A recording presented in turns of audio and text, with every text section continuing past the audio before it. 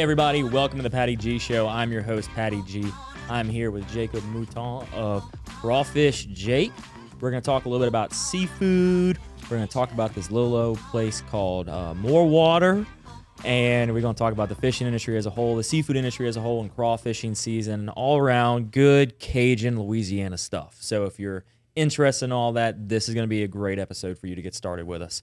And before we get into all that, I want to give a big shout out and a wonderful thank you to our amazing sponsors that make this show possible: Falaya Real Estate, Horizon Financial Group, Mallard Bay, Mercedes-Benz of Baton Rouge, and Government Taco. Thank them so very much for making this show possible. Each and every week we come to you, and without further ado, Jacob, man, welcome to the show. What's happening, man? Glad to be here. Absolutely. I'm glad you reached out to me. We had some scheduling issues, but that was all on me, and I'm happy we're sitting here able to talk crawfish. Yeah, dude. man, it's always fun, and I know with your schedule, everybody's schedule, trying to make something happen is not easy, but we're here, and that's all that matters. We're here.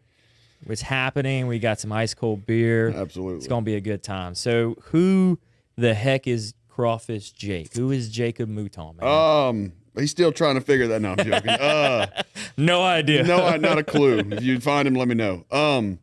No, man, I grew up in Lafayette, went to St. Thomas More, went to LSU, UL, did all that, and had some buddies that out at LSU actually, and we're in joined a fraternity and wanted to do a crawfish ball one time, and I went and did it. You know, coming from the farming background, they called me just to go do it, and I had a blast, and started with the catering and had a blast ever since. So your family is in crawfish. So my family is me, my uncle Jimbo. There's my little plug for him. You know, I better not hear it. No, him, and he's always farmed his whole life, and it was something I kind of grew attracted to. You know, 8 or 9 years old, just when I was real little, and always would just be out there and kind of never left. You know, one of those deals. I love. So what is the crawfishing farming experience like for those that have no idea what it is? How do you even begin to describe something like that for the listening audience that are outside of the Gulf South? They're thinking it's like a bug, right? Yeah. Mud bugs. Yeah, you know? It's dirty, smelly, and hot. Let's get that checked out first. It's man, it's different. It's, you know, there's two ways of doing it with the guys, you know, in this area in the basin, and then also, you know, kind of further to the west where we are. Two different styles, but it's rice field ponds, and just, you know, we've got these pyramid traps, and we've got guys that fish them every day, and they kind of get in a rhythm. It's the same, you know, you don't really try new stuff. It's nothing like actual fishing, you know, it's the same stuff every day, and makes a good living for everybody, makes it interesting, and the guys love it, so we keep going, you know. So the rice fields, how do you like maintain that? Yeah, so if you've ever seen a crawfish boat, I know you have, but probably for the people back right. away they haven't. It's got a big wheel on the back, and that wheel sits on the bottom and pushes the boat basically, and it sits on the ground. And what it does is it keeps the boat from obviously sinking, and it keeps it upright and keeps it going forward. But it also tears the ground up. So every year after crawfish season, what we do is water level, which is where you go in and basically in the mud, smooth everything out, kind of to get it half back right. And then after that, you'll go in when it dries up and actually put, you know, a laser or whatever on it and get it to grade. And then it's ready for rice. So once you're done crawfishing is when you would go into rice the following year. You would flip-flop. Okay, so y'all like shoot lasers and like level? I didn't know it was that like. I mean, it's not like a physical, but like. Yeah. So it's that much maintenance goes into the ponds at the end of the year. Yeah, it's kind of, and you've got a good bit of time to do that. You know, it's not a crazy crunch time, I guess you'd say. But when we drain in, I guess it'd be June this year, probably looking like June, we'll pull all the water off. We'll do the water leveling while it's still kind of wet and muddy. And then you've got up until you're ready to plant rice, if you're in a rotational crop, up until you have to plant rice to get everything back leveled and back to grade with ditches and everything. So how do you control the water level in these ponds? So everything where we are, Crowley, Acadia Parish area, is wells, water wells. We just dug one 2 weeks ago. Just got it installed 2 weeks ago, and it's a 250-foot well or 200-foot well, and we're lucky enough to have water on the flip of a switch. So we can bring water, we can take on water, we can move water anyhow. We've got each field is connected through a drain pipe. We can pull a pipe, put water, move it here to here, and then also have drain ditches that we can take all the water off if we need. We're lucky enough. A lot of guys don't have the water pan to be able to have water wells, so we're lucky in that instance, I guess. So everything is from the ground. Everything, or and the rain. Yeah, if rain is, we consider free water. You ain't got to pump that. You don't got to turn the pump on or nothing. So you just close it up and rock and roll. Do y'all ever get like enough rain throughout the year to kind of fill the ponds? Not really. Especially like this year, man. We've been pumping a lot more than normal. With it being hot, you're losing water, whether it be to holes or whatever. You lose water many different ways, and we haven't had a whole lot of rain, so it's kind of one of those deals. Not really. No, I wish we would have more rain to let the pumps not run as much, but that's one of those things, Take the good with the bad. It's farming. That's what they call it, farming, right?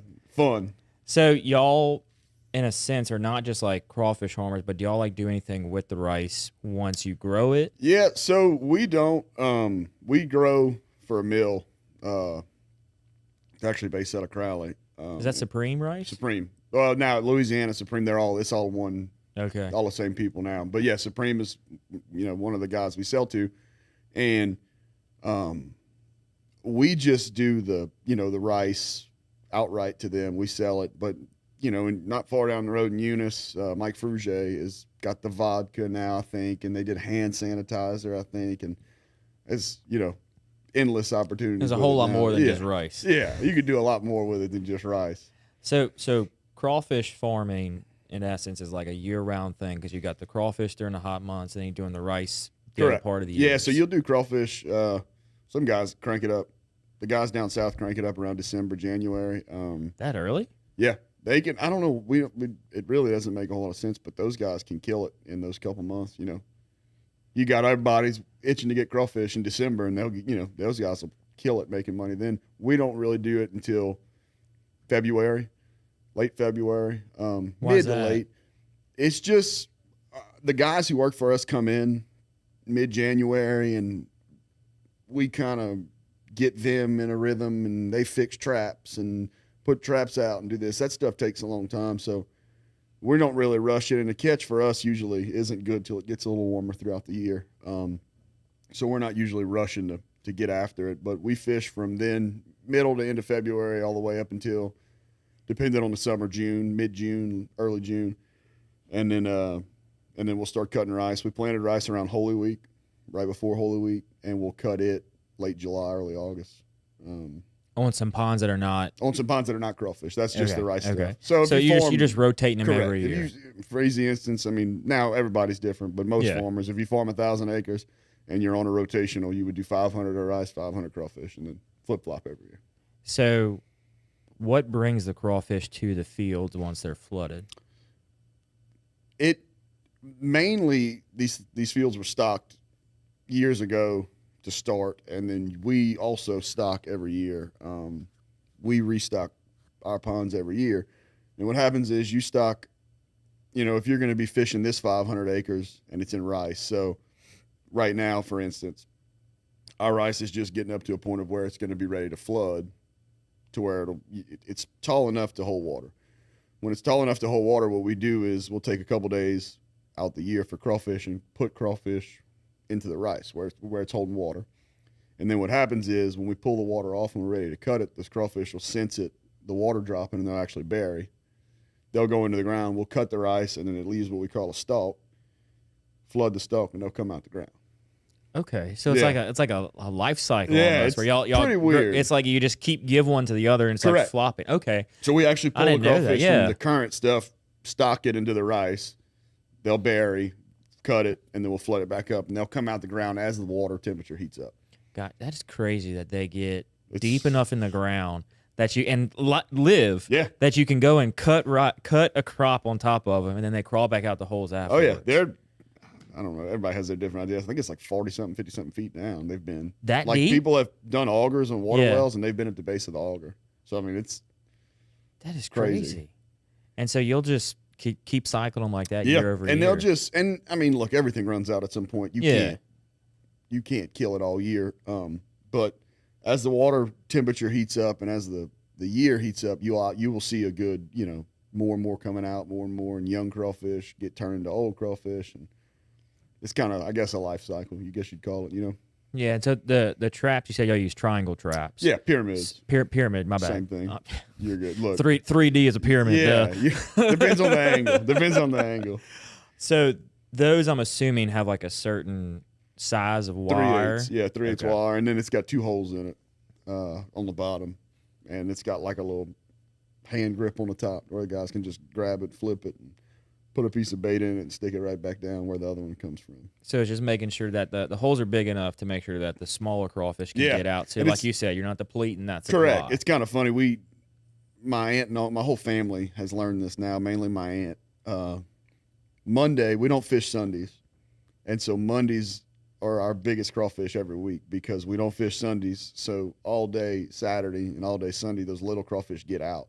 Mm-hmm. So we go fish Monday. Everything's big. Now, we don't catch obviously as much, but everything's big because they can't get out and the small ones can. So it's kind of, that's kind of the running joke in the family now. Everybody wants the Monday crawfish. So when we go to a crawfish shop and we order crawfish, we want to order on Mondays. You want to order on well, if they're not fishing on Sunday, those crawfish could be from Monday. Who knows? How long do they keep for? Like once you harvest Man, them? they'll keep right now 2 or 3 days if they're on ice. Nothing crazy. But we have purge tanks, so we can put them in the water in the physical basket tanks, and then we'll put them in there for 24 hours just to wash them before they go to the restaurant or catering or wherever we boil. But they get real clean, so that's a day, and then 2 days on ice, and they should be as long as you're keeping them kind of cool and wet. Gotcha. So y'all actually will not purge, but clean out the crawfish for a whole day. Yeah. So we have 28 baskets that can do 2 sacks each. And, you can do them for as long as you want. We do 12 hours and 24 hours, but we'll put them in, leave them in there overnight, and then our guys, before they fish the following morning, will actually sack them up again.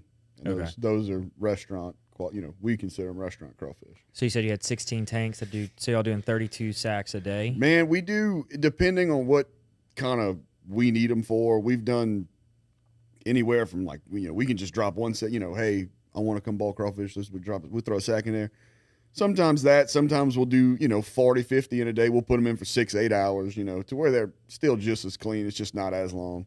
Right. Get them out, roll some more through there. Well, because everybody that's boiling live crawfish at home, they're already cleaning them, or some people are purging and them. Everybody's got,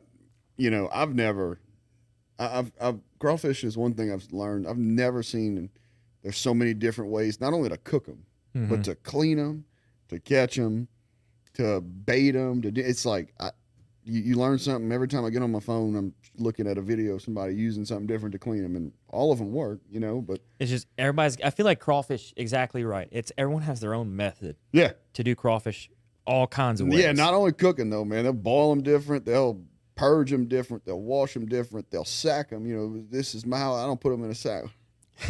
It's crazy. It's insane. And it's always the right way. Yeah, their way is the right way. That's what I said. Somebody was like, "Man, I don't know if they're good." I said, "Man, as long as you're the best at doing it your way, that's all that matters." That's right. And if you suck at doing it your way, then you got issues. But as long as you can figure it out. If you're not happy with the way you're doing it, then look inward. If you're boiling your own crawfish and this is not good crawfish, you're sitting there sad eating, you probably got an issue. Yeah. But no, it's like I said, everybody's got a million different methods to do everything, and I think that's what makes it unique because that's everybody's way. Everybody's little niche. And it always and people will experiment and test different things to figure out what ways they like. Yeah. For example, we've got our firm crawfish boil this Friday, and we're going to be doing about 4 sacks of crawfish, and we have 3 different pots we're doing. So 3 of us are taking a pot and boiling it our way, and 2 of the guys that are doing it, they're using oranges in addition to lemons in their bowl. And I'm like, I have never heard or seen somebody put oranges or orange juice. I've seen people do it on TikTok or videos or whatnot. Yeah. And they'll put actual jugs of orange juice in there. I was like, but I've never been to a bowl with somebody who'll slice an orange in half and squeeze it in there like they do lemons. So what is your method for boiling crawfish? So man, mine, I'm gonna be honest, I'm pretty simple. We use liquid bowl. All of our seasoning is liquid and dry, is made out of a company out of Rain. They own the dip, Dat Dip, I think is what it's called. Dat Dip. It comes in a bottle, but they own that, and they make seasonings and whatever. Blaine Gary is his name, and so Blaine makes liquid and dry for me.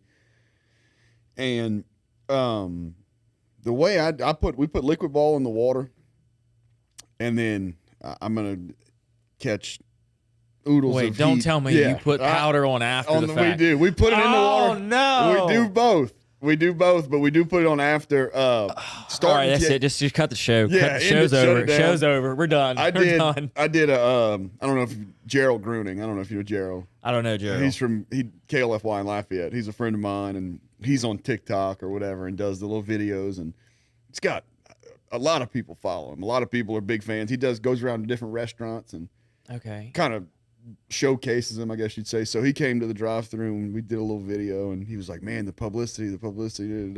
So he posted the video, and I'm reading the comments, and I'm like, dude, I don't know if this is the publicity we need. I don't know if we need this publicity. Yeah, well, maybe take it down, and then whatever. I guess any publicity is good. But so we do it. We do seasoning in the water. We do a little bit of dry, a lot of liquid bowl. Come out, and we steam. We go seasoning on the outside with lemon juice, and we steam everything in an ice chest. The reason is vegetables on catering events.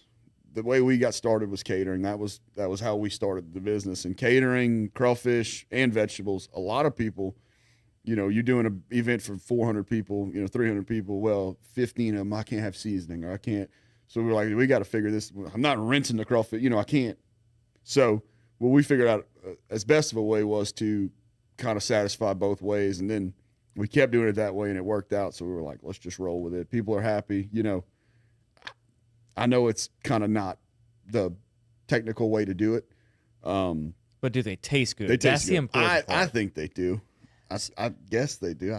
So you do a lot of liquid and a little bit of powder. A little bit of dry. Okay. But what we do is seasoning and lemon juice in the ice chest, and we steam everything in an ice chest. So, man, I mean, while it is on the outside, the acid of the lemon juice, same reason people use mustard or ketchup. I've learned that was a thing. Dude, I saw somebody put mustard on crawfish. Yeah, like I'm about to I feel like people. If someone does mustard, please let me know why. Yeah, an explanation is all I need. And look, I like mustard on like a sandwich, but I feel like somebody's gonna throw a brick through my window or something if I do it. So I'll try anything. They got people who put pineapples, and they'll put a hole, they'll cut the sides off a pineapple and throw it in there. So I do want to try that. Yeah, absolutely. I do want to try, I've seen people do pineapple. I've seen them do ravioli in the crawfish bowl, and I think doing the pineapple, the sweetness and the tartness of the pineapple in with the spice of the Cajun heat would just be bombing. Yeah, absolutely. I think it would all. I know some people who take chicken quarters, like chicken legs, and they'll boil them in the seasoning. Like for a gumbo, they'll shred that. Okay. So it's like they boil this big pot of liquid ball and seasoning, and then they'll do it in there, or turkey necks. And I'm not that adventurous, man. I like corn, potatoes, and sausage. That's it. I'm not gonna lie to you. Yeah, I'm a pretty simple fella. I do corn, potatoes, sausage. We'll do artichokes. Yeah, big artichoke. Brussels sprouts, mushrooms. I haven't done Brussels sprouts. Dude, do you like Brussels sprouts normally? Though? Yes. Okay, so then I like them with olive oil and black pepper and everything, but yeah, just a Brussels sprout is good to me. I'm telling you, next time you're doing a crawfish bowl, throw some Brussels sprouts in there, and it'll change the game. See, I learn something new every day. That's crazy. So with all these different ways of boiling crawfish and catching crawfish, that one time I went crawfishing with somebody, I think it was out in Lafayette. I don't think it was in Crowley. I think it was in Lafayette. We had just a little pull behind bateau, and we just walked through the ponds. So she didn't have the wheel or anything like that. Yeah. So I've seen the wheels. I guess I didn't think about the wheels. I mean, are they crushing crawfish from time to time? Do the crawfish move? I mean, because it's not like you're just beelining it through. It's a slow walk. Yeah, 2 or 3 miles. You just kind of just pushing through. Now, I don't think they irritate them. The guys who are push boating, or what we call push boating, which is kind of like, it's got a boat with little handlebars. You walk behind it. Oh no, mine was a 10-foot bateau. You were just dragging it? We were dragging a boat. We weren't even doing the the push ones like what like Stale Cracker does. Yeah, on TikTok. I think I've seen that. Yeah. Yes, that's exactly that. That's a push boat. And what the reason guys are going to that is because of actually what we talked about water leveling with the rut. There's no rut. Those guys are walking. There's no wheel. Mhm. Granted, They get footprints. Yeah, and all somebody's that. walking out there, which I mean that's probably harder on them, obviously. But for a little small, we have 20 acres behind the shop that we push boat. It's real easy. It's not hard. You hop in there. It takes you an hour and a half to go do. And so that's kind of people's validation, I guess you'd say, as against the wheel. And now they're switching to the same boat, but with an airboat fan. So it's yet again How no do you control rut. the speed on that? How do you control the speed? How do you control the wind? The crawfish boats have what's called a gauge wheel, which is on the side, and it's a big metal wheel, and you put it, if on a real windy day, you'll put it down, Mhm. and it won't let the boat, you won't lose the bow. It'll just stay straight, and that thing will keep it going. So when the airboat, man, it just, I feel like you get blown all over the place. yeah, airboats are nightmares too, maintenance-wise. I'm like, I just don't know. Yeah, just go with the wheel, and it's a whole lot easier. Yeah, you do your little bit of dirt work and be done with it, I don't know. Everybody, like I said, Everybody's got their way. niche, Yeah. man. So going into the business side of things, y'all started off as catering. What all is involved with catering like a crawfish boil? A lot. Logistics, a lot of logistics, and I'm not a logistics guy. Anybody who knows me will be able to say that. I didn't grow up as somebody who plans well or anything like that. I was kind of like a fly by the skin of my teeth kind of person, but being in this kind of changes you to that. But logistics are one big thing. You're dealing with people, you're dealing with whether you're reserving this, reserving that, getting here, getting there, scheduling people to come, that aspect of it.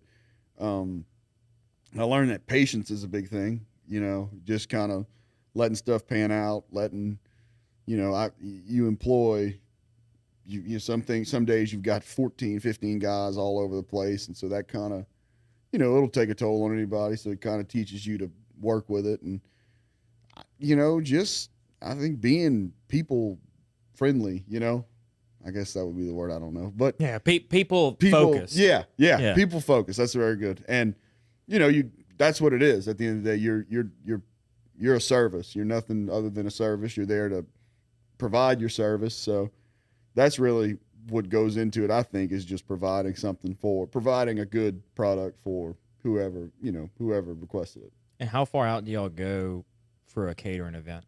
Man, like Lafayette, we stay in pretty much. We go Baton Rouge, we come a good bit. New Orleans a good bit. We've gone, we go to Houston a couple times. Houston? We've gone to Houston. This year we went to South Carolina, which was pretty cool. All right. Pause there. Yeah. How did you transport crawfish and all your boiling? Did you boil them before you went? No. Okay, We bought everything on site. So y'all just like loaded? I mean, how was logistically? How did all that work? See, and that's what I like. And like, it's one of those things. And look, I wouldn't trade going to do that. It was the coolest. It was at Wofford University. How did they hear about you first? So it's some guys. I've never heard of Wofford. Some guys from Lafayette, Okay. who had some kids there, and wanted to go do it. And so we were, anytime any of those balls come about, you're like, oh yeah, hell yeah, great idea, let's go do it. And then you're like, all right, well, this is kind of a lot. You got to pack. You got to pack up. You got to you got to take everything that you truck. need. And so that kind of stuff, and we do it, and I love it. It's fun. Like in the moment, you're there, and you got 300 people there, and they've never seen crawfish, or they've blah, blah, blah, and you're showing people, and it's a blast. And then it's like, after it's over, you're like, okay, cool. Now I got to drive, 12, 14 hours back home. That part of it's not that fun. But those crawfish, if you pack them on ice the right way, they'll go dormant. They won't kill themselves. They won't move around a whole lot, and they'll live just fine. Like I said, 2 or 3 days. Anything over that, you'll have some dead loss. And we left. That ball was on a Saturday. We left on a Friday. Drove. I think we slept. I don't know where we slept. Auburn, maybe. Yeah, we slept in Auburn. Woke up, drove into South Carolina the following day, and then left and drove to Montgomery that night. And it was, it's just getting everything up there. It's such a pain. And then once you're there, it's like, man, this is, it was cool. It was worth it. And then you Yeah. gotta drive home. You're like, But then you're bringing a part of our culture down here Yeah. up north. Well, And I say up north from Louisiana to Carolina. Theoretically it's north. north. And it was kind of cool because the guy who had booked us was from Lafayette, and they had met a lot of people, not only from South Carolina, but anywhere, around the country. And it was cool for him to be able to say, hey, this is part of what we do. So I'm easy, man. I like to just, as long as everybody's happy, I'm happy. Well, that's the thing with crawfish too. It's like a social experience. It is. It's not just come in and sit down and eat. It's like a day affair. Yeah, it is. Oh, sometimes 2 days. Yeah, but no, it is. It's a cool way. I don't have a lot of things or have a lot of ways to show my passion or show my appreciation. That's part of I know you're a CPA or whatever, and it's part of what you do. It's part of what that's how I can showcase my things I enjoy and the things that pay my bills, I guess, so it's cool to let other people see it. Absolutely. And then it gives them an idea of something they hadn't experienced before as now becoming a regular thing. Correct. I mean, because now once you know it's possible, it's like, oh, well, this is actually a really fun thing to do. Why don't we make it like an annual thing where we order up from Louisiana some crawfish and do it? I've got some cousin-in-laws that live in D.C., and they'll actually fly crawfish up to D.C. and have they'll have a boil with their friends, and it's like they don't have no idea what this is. People are losing their mind. They're losing their mind, and they're like, and you get the initial ones that go there for the first time, but they have no idea what it is. I'm not going to eat that. Like, it looks weird. And then once you explain to them, okay, all right, we're on the East Coast. It's a small lobster. Yeah, it's a little lobster. It's a little baby lobster. That's pretty That's clean. all it is. It's super, freshwater. Yeah, it's a freshwater lobster that is boiled very differently. Yes, not steamed. Yeah. Apparently steaming is a thing now. Steaming crawfish? Yeah, apparently people do that now. I tell you, I'm giving up. If I tried to wrap my head around everything, it would fall off. So like they don't put like any seasoning or anything? They they coat like the physical crawfish in seasoning, like they would steam crabs. You steam crabs? Yeah, there's people who steam. I went to Virginia one time, and they take. How did he do it? He had like a normal little boiling pot, and he put bricks in the bottom, 2 layers of bricks, and 3 beers, and he poured them in, or 4 beers, whatever it was, and they poured them in, and they put the lid, and they turned the fire on, and that's how they steamed them. And so they just let them like sit on top of the bricks or something? Yeah, I guess, and the beer and smoke. Or did they put like a basket in there or anything, or? I don't remember the beer. I mean, it sounds good. Like, don't get me wrong. It theory, sounds like yeah. like if you boil, like doing like a beer bowl or something like that. Correct. Or like a beer like steam. a beer sausage. That's a thing, I think. Yeah, like doing like a bratwurst. Bratwurst. Yeah, like boiling it, but that's again you're That's boiling it in the beer. You're not steaming it in the beer. Correct. So okay, now have y'all ever had anybody from the catering side of things like request certain elements within the crawfish, like to boil them a certain way? So, I have, and I did a boil. I actually did a boil. A guy I know. It's a business right here off of 120. Is it I-10? No, I-12. It's right off the you can see it off the interstate. It's right there. And we went and did it. 1 year we did it. The first year we did it. They were real nice guys, super cool guys, and so they called back the following year, and they were like, "Hey man, we want you to come back. We're doing our annual crawfish bowl. The only thing is, can you boil them the way we want them?" And I was like, "Man, I just don't know." I said, they were like, "Well, we can't find big, clean crawfish." And I said, "Well, that's fine. I'll tell you what, I'll sell them to you, and y'all boil them. I'm not trying to be mean, but I don't know how to do it your way. Like, and I don't want to." Well, then you're gonna get flack, right? Correct. And then my way is decent, at least. If I go do it a different way, it might suck. So it's like, here you go. And we get that. Like I said, we get like no seasoning requests. We get that a lot at the drive-thru and the cater. Like we can't have seasoning. We can't have this. We've had to, in the last 2 years, we've had to switch the physical seasoning to no MSG. A lot of people can't have MSG. So we've switched that. Stuff like that, it's kind of, everybody's very opinionated on it, and you kind of try and just do it to where it's just kind of pleasing everybody, and you hope it sticks with a few people. But we get a lot of different random requests, Yeah, well, I mean, you have to from a restaurant side of things, a catering side of things, you have to do it in a way that you can please the masses, right? You can't do it like those guys want particular way to boil, particular way to Correct. cook. You have to do it the way that the average consumer can walk up to your crawfish shop and say, hey, I want to get 10 pounds for myself and my wife or whomever. And that's the thing, man. Like I don't soak. That's one thing I never did was soak crawfish. I didn't grow up doing it. And So so you don't boil them. You don't boil them till they float and soak them till they sink. no, I don't. That's not because they were like everybody said. I didn't grow up doing it, so I'm like, it's not how I know how to do it. So we started boiling crawfish, and they're like, you don't boil with ice and da da da. I'm like, man, I showed up with one pot. Yeah. Now I can boil, 200 pounds at a time in this one pot, but I can't fill it with ice just for 200 pounds, then take it out, then re-boil. It's like I don't have time to do that. Well, especially for the way they re-boil it after they ice them. Yeah, there's guys who will let some water out and relight it and add more seasoning. I mean, at that point, you're boiling it for like a minute. I mean, a crawfish don't boil for very long. So if you've ever ate peeled crawfish, what we call parboiled, which is they're cooked for like 20 seconds, 30 seconds. They're stuck in the water, killed, done. That's it. That's all it takes to kill them. And they are, from the, I guess, USDA standpoint, cooked at that point too. Yeah, parboil. Yeah. Yeah, they're cooked. So it doesn't take long.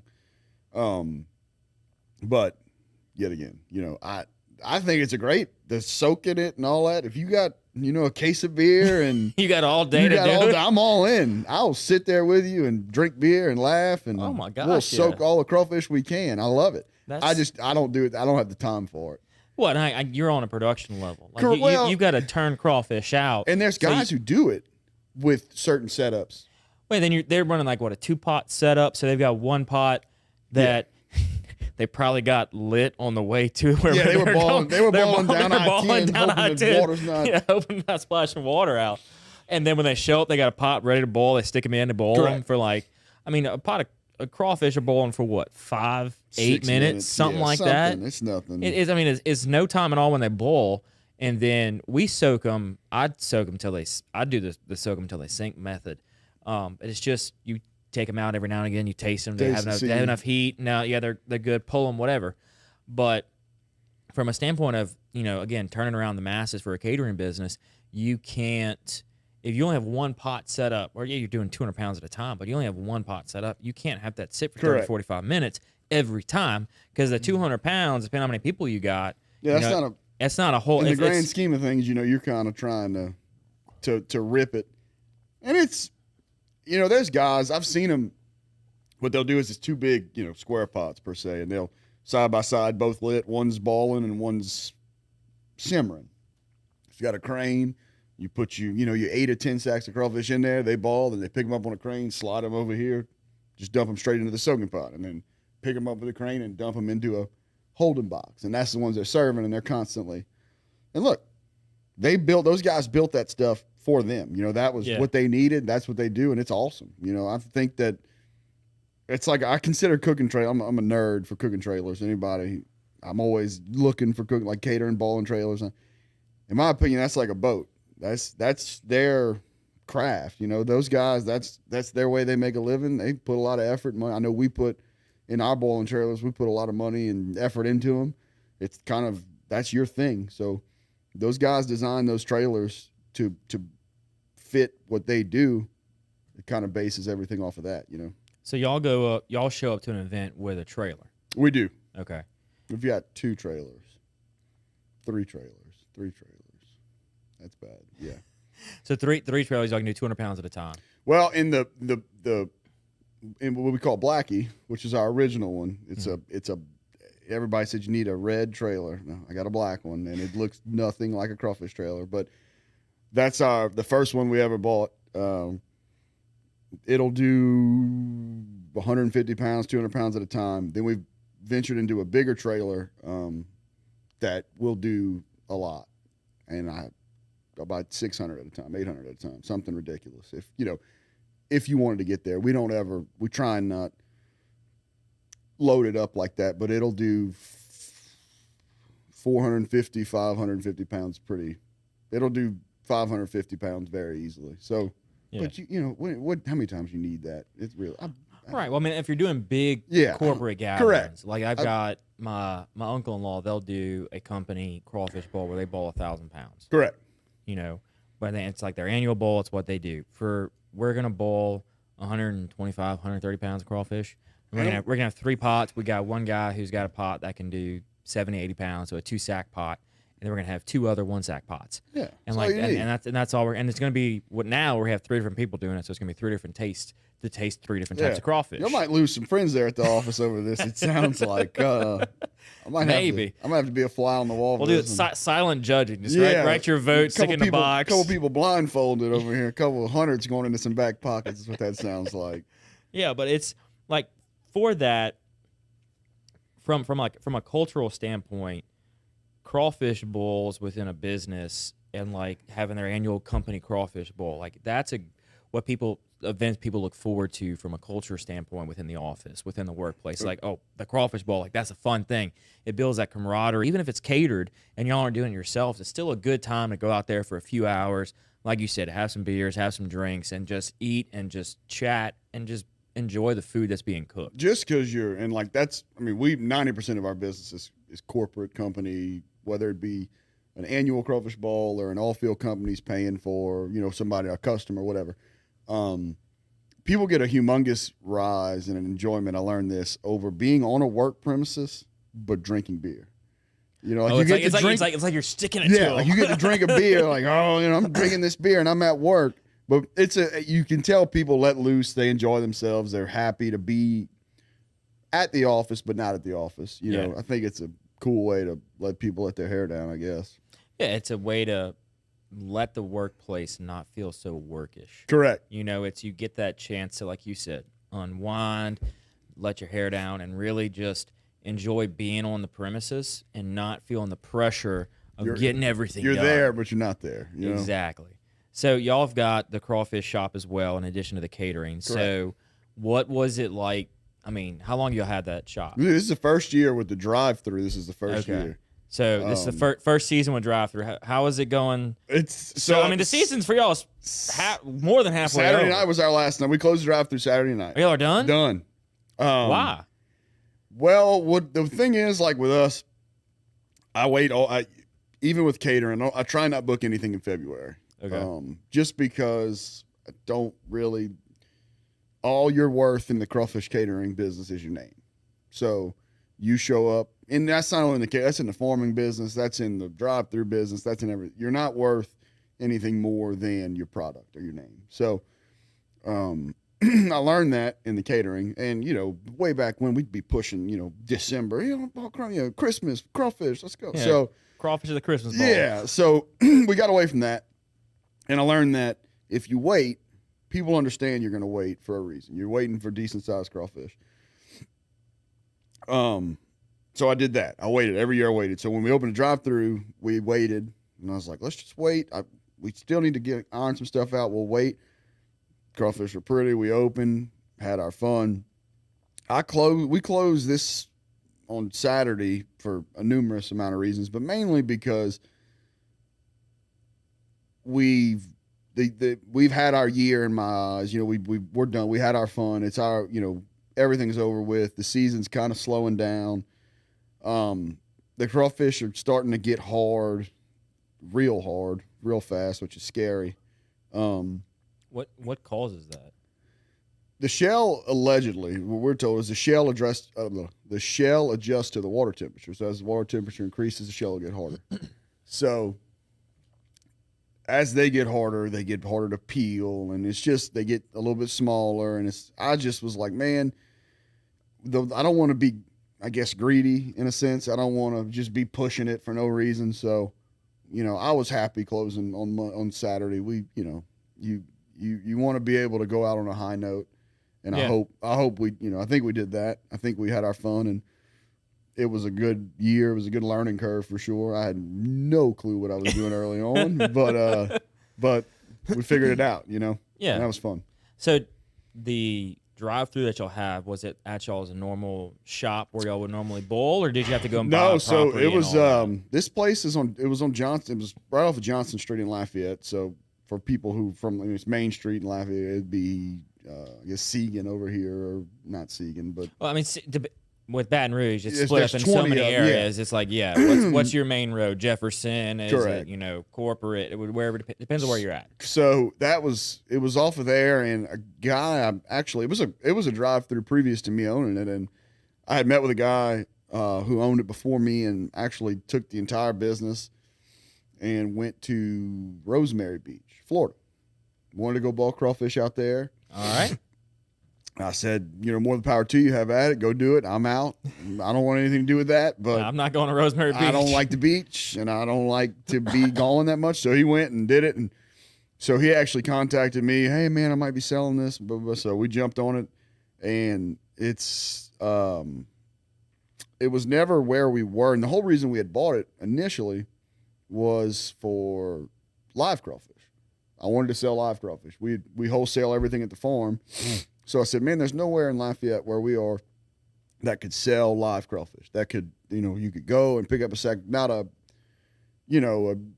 Joe Patty's or anything like that, but a place to get live crawfish. So I said, that would be a cool place. It was right kind of where I was born and raised, right in that little neighborhood area. I said, it's perfect. And then we bought it. And the whole thing I wanted was a place to sell live crawfish and a place to keep all my cooking trailers and everything like that. So there wasn't at mom and dad's or at my house or everywhere in between. You wanted to get the business formalized. Correct. And have everything in one spot. That was all I wanted. And so I was like, man, if we sell some ball crawfish, great, but I want a place to do live crawfish and I want a place to keep all my stuff.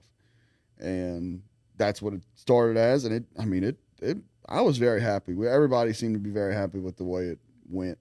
I guess. That's what they tell me.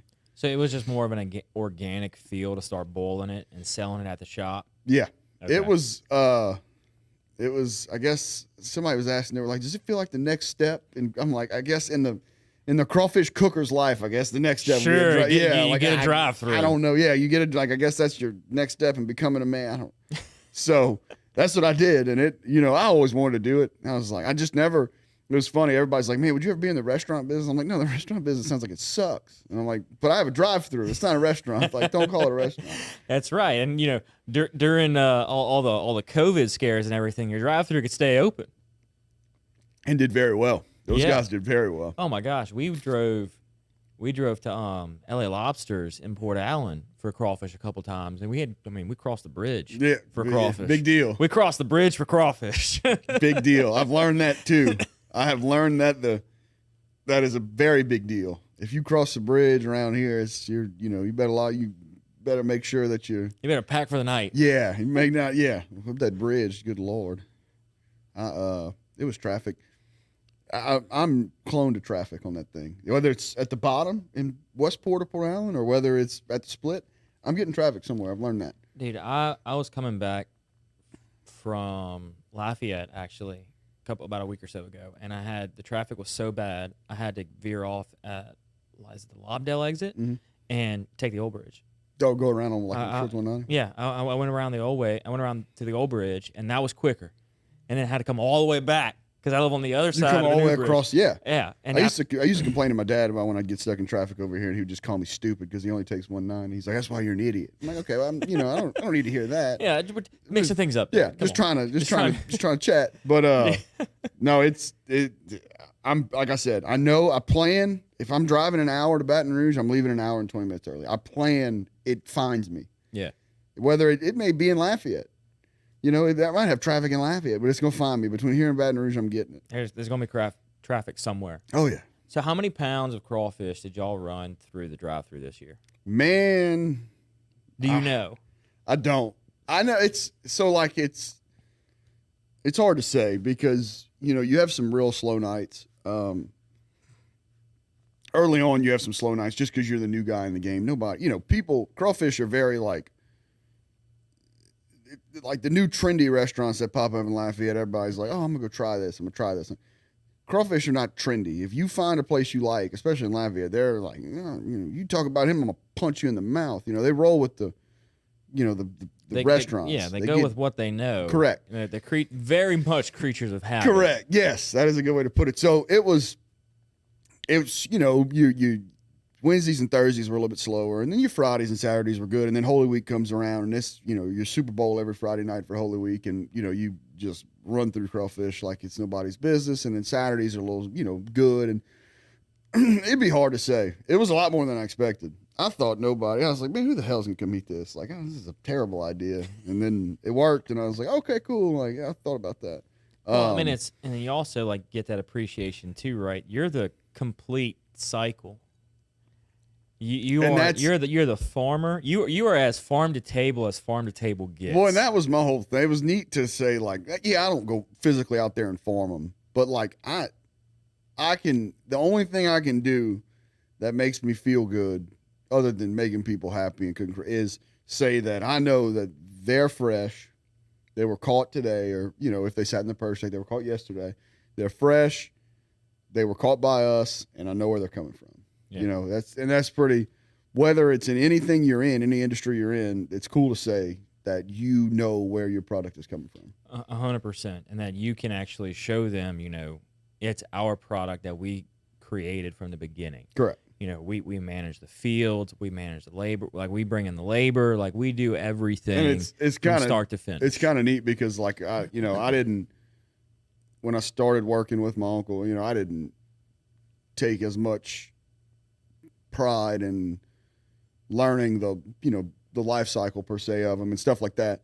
Whereas, now I realize, and he's like picking up crawfish, looking at, feeling them, looking at rice, looking at this, like it's neat to see how much pride somebody who's been like that, who's been doing it forever, how much pride they actually take in what they do. It's cool to see anybody happy doing what they're doing, whether it be you or, an NFL player or anything, but it's cool to see he's doing what he likes and takes pride in it. To me, that's pretty neat. And earning a living at the same time. And making a living. Yeah. And making a living. I think that is the coolest part, is the fact that it's, the whole life cycle. I mean, that's what, in high school, that's what I would spend my days doing, was waking up in the morning, feeding our chickens, milking the goats, and then going to my neighbor's pond and running our crawfish traps, or going to the river and running our crawfish traps. And then I'd have fresh goat milk. I'd have fresh crawfish, and then my mom made bread, so we'd grind wheat, and I'd make chocolate chip muffins. And it was like this whole just feeling that you knew where everything was every step of the way, and being able to create it all. That to me was like, that's all. I didn't know you did all that. That's pretty awesome. And then we go cut grass in the evenings with my lawn company. So yeah, that's awesome. I didn't know you did all that. Oh yeah, dude. In high school, like that, it was every day. It was my buddy and I. We would go there like 3 or 4 times. He would come over 3 or 4 times a week, and we'd go run crawfish traps. We'd go cut grass. We come back. We have a little bowl. Like we'd catch like a 5-gallon bucket worth of crawfish. Yeah. Not a whole lot of crawfish, but enough for us to eat. And that's what we would eat. We'd eat our crawfish. We'd have goat's milk, and it was a blast in high school, man. Just that farm to table concept that now everybody's trying to buy that way. Support the local farmers, and like having the fact that you're living that. You're that farm to table person. Yeah. Really cool. And look, there's nothing wrong with, the non-GMO people and stuff like that. Yeah. Those backyard farmers is what they're called. It's just not something that ever appealed to, not like if you go by right by where the drive-thru is in Lafayette, there's a farmer's market in Moncus Park, which is it's a monster. There's 400, 500 cars there on a Saturday. It's packed, farm to table, bell peppers, farm to table, and you could go to Rouse's, you go to Albertsons and buy them, but people want that. They want to meet the people that grow. Correct. They want to have the interaction. Anybody can go spend $1 on a bell pepper, but if you can meet the person who grew the bell pepper, a parent, that's means a lot to some people, and so that's why I think that aspect of it. It's the same thing with anything. I feel like just with the crawfish side of it, if we're on a catering job or I'm at the drive-thru and people come by and I'd get to talk to somebody. I feel like that means a lot to somebody who does, that guy took time out of his day to chat with me or, whatever. It's putting, from the business side, it's putting the consumer, it's giving the consumer the ability to put a face to the product. Like your jeans and your boots that you wear, you may never meet the people that make those. And it's a great product. You're going to use it regardless. Doesn't matter. But if you get the chance to meet the person that makes any of those clothing, you're like, it's the best thing because you get to meet the person who created what you're about to consume, wear, use, whatever. And that in and of itself has a specialty that people cling to and then start telling everybody about. You know, that's how that word of mouth just lights businesses on fire, is when they can meet the person behind the product, the craft, the service, whatever it may be, and be like, I know the person that did that. Correct.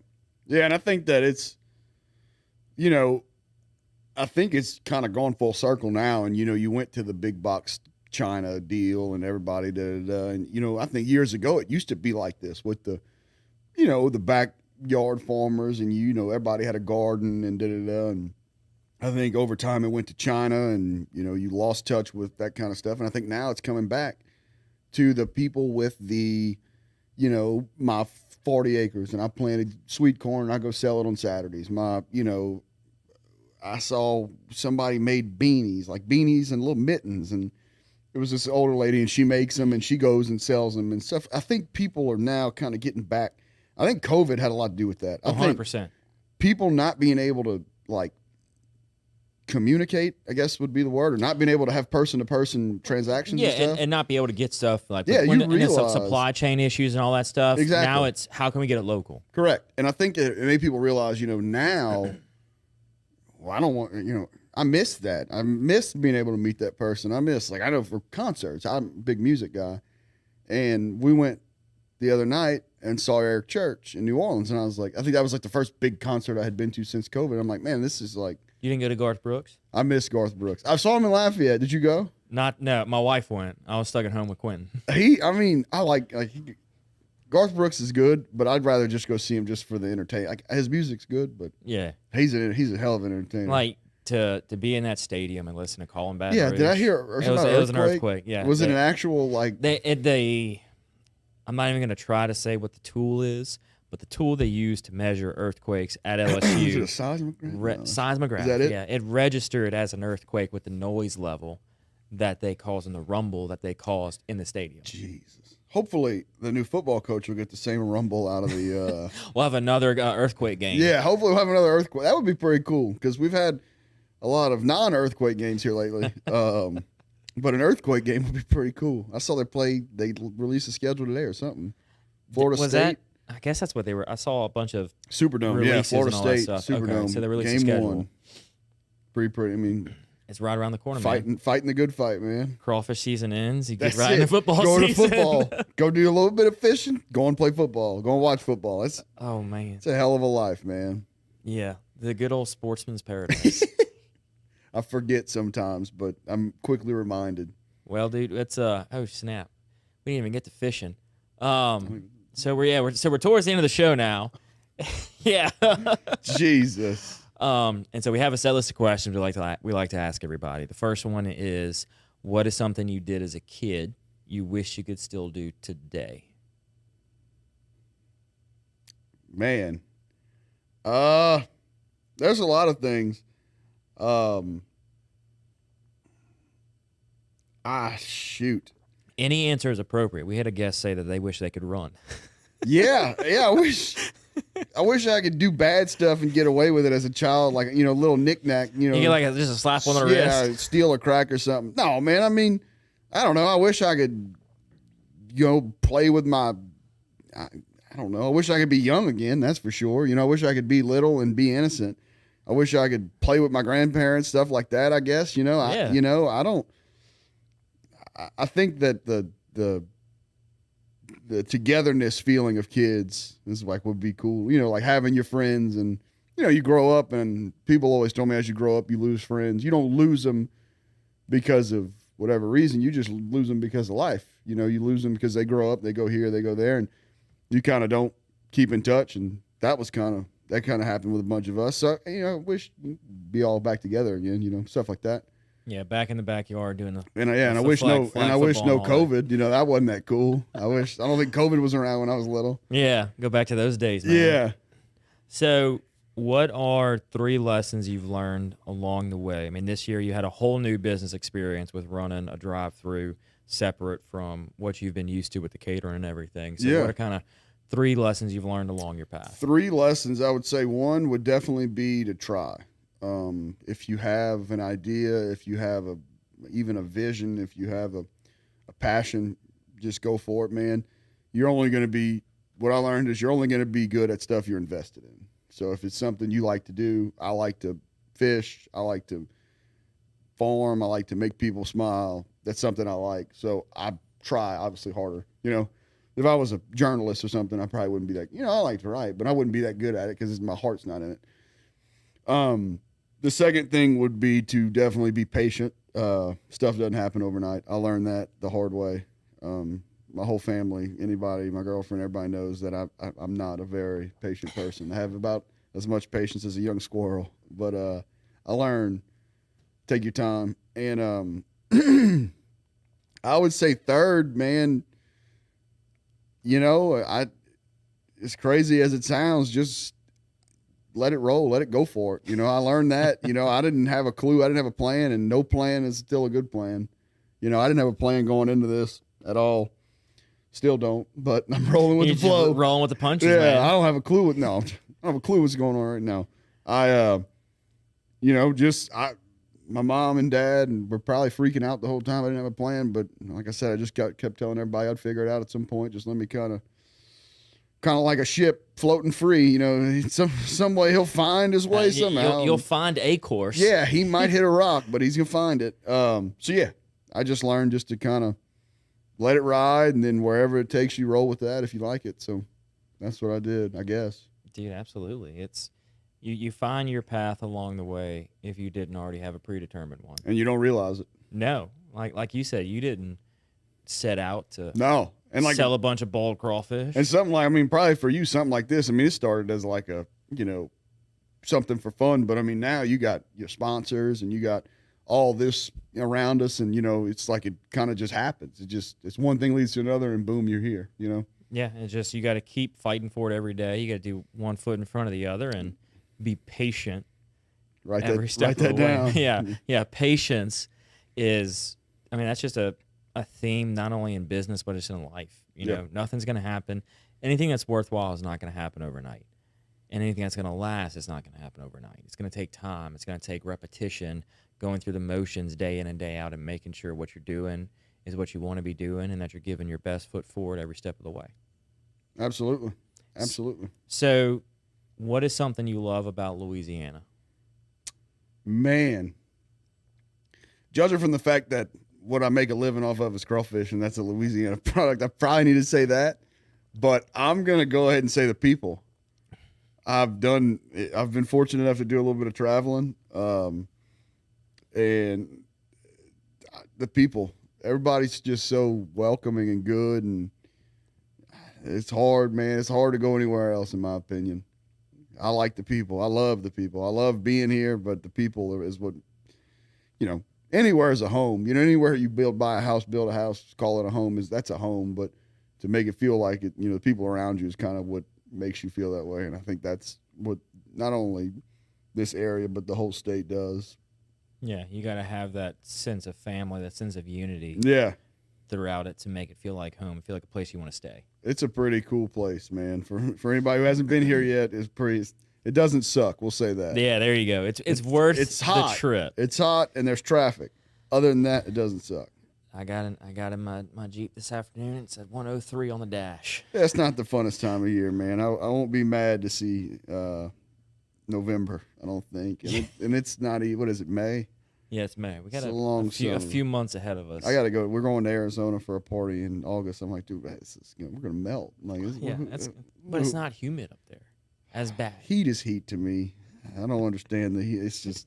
It's a dry heat. That's what they all say. It's like a dry cold. I'm like, I still can feel my toes. Whether it's dry or wet, I don't feel my toes. 30 degrees is 30 degrees. I'm miserable and I want to go home. So write that down for whatever it's worth. Okay, man. So for the final question, what can I do to help you? Man, I think you're doing plenty right now. I don't know. I feel like I need to ask you that. I feel like I think anybody just spreading the word, I guess, I think you're only as good as the people that support you, word of mouth is what makes a lot of businesses. It's what makes, pretty much any business successful is people you're the consumer. So yeah, just passing it on, I guess. I don't know. So where can people find you? So we're at 106 Rose Lawn in Lafayette, right off of Johnson Street. 450-9400 is the phone number to that. CrawfishJake.com, on Facebook, new to Instagram. Getting them followers up, son. Getting there, man. Getting there. Yeah, I might have to buy some followers. People might have to. No. Don't buy them. Don't buy them. Don't buy Might get on TikTok. Might get frisky and get a TikTok. Uh-oh. Yeah, no, I'm joking. I would throw my phone through the wall. I could see you on TikTok, man. Man, I don't know. I just shaved. So you should go on TikTok, show off the fact that you put powder on the crawfish after they're boiled, and just like breed up the haters just on TikTok. Let people, yeah, like just let them rip into you. Just let them rip. Oh, and dude. then like every person that comments how it's so trash, be like, crawfish boil off. And just challenge everyone. Be like, come on. Come to our address. We'll live stream it. We'll invite the community. We'll ball off. It was funny when they put the TikTok up. I don't know. It was like, I'm not lying. It was like 1,000 comments of people like, look at this, idiot. And I'm like, all right, man. Well, like, eh. So somebody typed, some random lady, like old lady. He seems like a nice guy. And I was like, ma'am, 10 pounds whenever you want. I'm on the house. Like, free crawfish. Come get for life. Like, yeah, he is a nice guy, right? Like the comment, love the whatever. But yeah, that kind of stuff is, social media is a monster now, Oh, yeah. Monster. Especially in the food, and especially this time of year. Like, people are looking for that. Yeah, festival was just in Lafayette. The Festival International. I mean, that's like, there's people who, like, look, Mallory, the bread bowls or whatever, they take, like, a loaf of bread, scoop it out, and put, like, fettuccine inside, crawfish fettuccine inside it. People lose their minds over this thing. So Roberto's River Road Restaurant out in St. Gabriel has a bread bowl dish. That's so good. I'm sure it's great. Anything in a bread bowl, like, can never go wrong with that. It's like putting something with bacon. Like, it's obviously not gonna suck. Like, it's got that's bacon right. on it. Or getting like French fries and the crawfish etouffee sauce. Right? Yeah. Like, turn the cameras off. That you can never go wrong with that. Might have to write that one down.